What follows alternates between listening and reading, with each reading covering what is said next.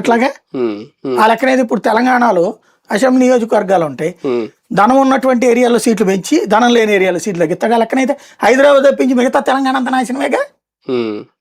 అంతే కదా, హైదరాబాద్ ఒక్కటే జీడిపిలో ఉంది నీకు, జిఎస్డిపిలో. దాన్ని ఏమంటారు, పర్ క్యాపిటల్ ఇన్కమ్ అని హైదరాబాదే. మిగతా అన్ని ఆడుండి వచ్చినాయని అప్పుడు ఆదిలాబాద్ ఇవన్నీ సీట్లు తీసేస్తాడే నేనా. కాబట్టి ముందు అసలు ఆడ రాష్ట్రం చూసుకోమని చెప్పండి. పార్లమెంట్ లో ఈ బిల్లుకు సంబంధించి చర్చ జరిగే సమయంలో విపక్షాలు ఏమైనా వ్యతిరేకించే అవకాశం ఉంటుందా? లేదు మహిళా బిల్లును చూసి ఇంకా తప్పదు మద్దతు ప్రకటించాల్సిందే? వ్యతిరేకిస్తారు, మాట్లాడతారు, కానీ ఫైనల్ గా నేను అనుకోవడం ఏకగ్రీవంగానో లేకపోతే బాయ్కాట్ చేసైనా ఏకగ్రీవం అవుతుంది. ఎందుకంటే పరువు పోతుంది. ఇప్పుడు వాస్తవంగా ఏంటంటే తన చేతికి వచ్చిన లడ్డూ లాంటి అవకాశాన్ని కాంగ్రెస్ నాశనం చేసుకుంది. ఈ మహిళా రిజర్వేషన్ బిల్లు ఎప్పుడు చెప్పారు? 2004 ఎన్నికల మేనిఫెస్టోలో ఉంది కాంగ్రెస్.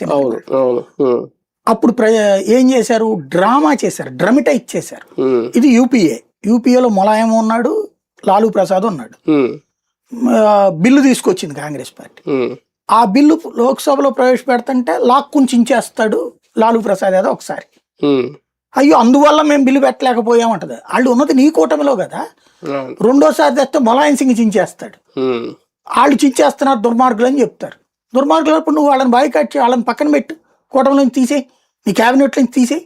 ఎవడొద్దన్నాడు నిన్ను? అంటే అమ్మ పెట్టినట్టు నాన్నది